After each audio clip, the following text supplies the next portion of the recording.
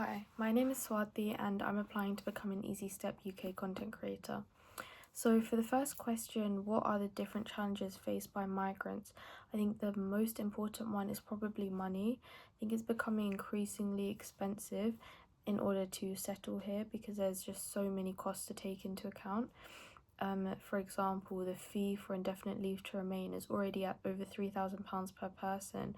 So on top of that, with accommodation and other costs of living, which UK residents already struggle with, I think it's becoming more and more unattainable for them to settle and build a life here. Apart from that, I think also limited knowledge might be an issue where migrants just might not know where to look in order to find information about how to take the correct steps and give themselves a better chance. And so I think it's important to improve their knowledge about organisations such as EasyStepUK in order to help them make the best applications possible.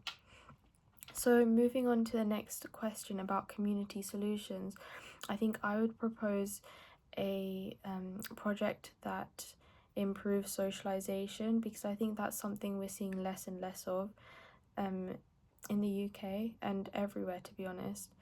I think we're seeing less of empathy and understanding in today's society as a result of multiple reasons, such as social media and different extremist political views, which might be pitting different groups together which actually have a lot in common. So I think that improving the different social spaces in our town and fundraising to improve those areas, I think that's something that's really important, because we're seeing a big decrease in even attendance at cafes and restaurants, because I think it's just becoming quite expensive for people to come out and meet their friends or meet their family anymore. So I think bringing back and improving the third space for people to socialize would be very important. So in order to make sure young people have a role, I think the best way would be to create some credentials for them, where taking part in this project would count as a form of experience. I think this would help because they themselves would be improving their skill set by leading these projects, and they might be able to learn or develop skills on leadership, communication, teamwork, and etc. So I think that would be really beneficial and give them as well a really good reason to help out and support their community. So for scaling up, I think honestly the best way would be to look at the patterns of attendance for different areas. For example, while the park might be of high attendance in my town, it might not be the case in another area. So I think just ensuring that we're fundraising and improving areas where people are very enthusiastic to go to, I think that's the most important thing.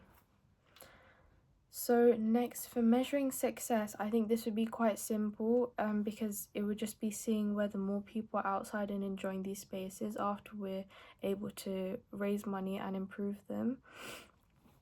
Because this project is specifically focusing on improving socializing, I think that would help in ensuring people also repeatedly returning to these areas. So in order to keep motivation, I think that maybe forming a permanent solid committee of people who are prioritizing their own community and wanting to help out and improve their own area, I think that would be the best way, so that we could create new projects and expand our reach and just ensure that these are ongoing and we're just always able to keep improving our areas in the spaces that people want the most. So in regards to partnerships, I think going back to my idea about creating credentials and different work experience, I think partnering with schools would be a great idea, because we could create a scheme and maybe students could take time out of their day to volunteer, especially sixth form students. I think they would definitely find that useful. And I think as well as that, councils would be the next best group to partner with, because their job is obviously to sustain and improve the town facilities. So I think One of the main qualities I would say that are important for someone organising community projects would actually be trustworthiness, because in my experience, the council in my town will tend to promise a lot of different projects but not necessarily go through with all of those, even though they'd be projects that the people in my town would definitely want to see. So I think because of that, I think reliability and ensuring you keep to your promises is a really important quality to have that I would definitely be able to deliver on.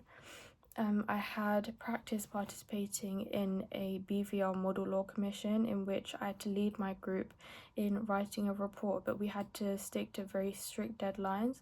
And so practicing being able to do this and being responsible for keeping my promises, because there were several groups and so we'd all have to come together for this report. I think it really taught me the importance of working until the project's completion.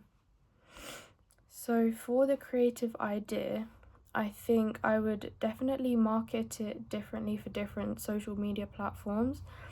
So for Facebook, I would probably focus more on a sense of community and socializing, especially for older people who might start to feel more lonely. And I'd obviously focus on the different areas that they would prefer. This might be the library or other areas, which would be up to them. And then maybe on TikTok, which is usually frequented by younger people, I might focus on the park. And so I would adapt it to the majority audiences of each platform. And so finally, if I could change one thing to make the UK a better place for migrants and young people and just everyone in general, I would really want to improve education, because I think a lot of hate and just misunderstanding can stem from just people just not knowing the truth. And especially for young people who might be more susceptible to different extremist ideas, I think it's a very important thing to have, because especially nowadays it's very common to be able to find believable misinformation online. So I think for the general public, I think it's important for the government to be more transparent about their different responsibilities and what if they're carrying out those responsibilities, showing the where our money from tax is going, it's so that everyone is able to read it and understand and have more faith in our government. And I think for children, I think in schools maybe introducing a compulsory module on the different parts of government and what the government has the power to do, what its role is, and maybe even about tax and how tax should be used. I think that would be really important. So thanks for listening.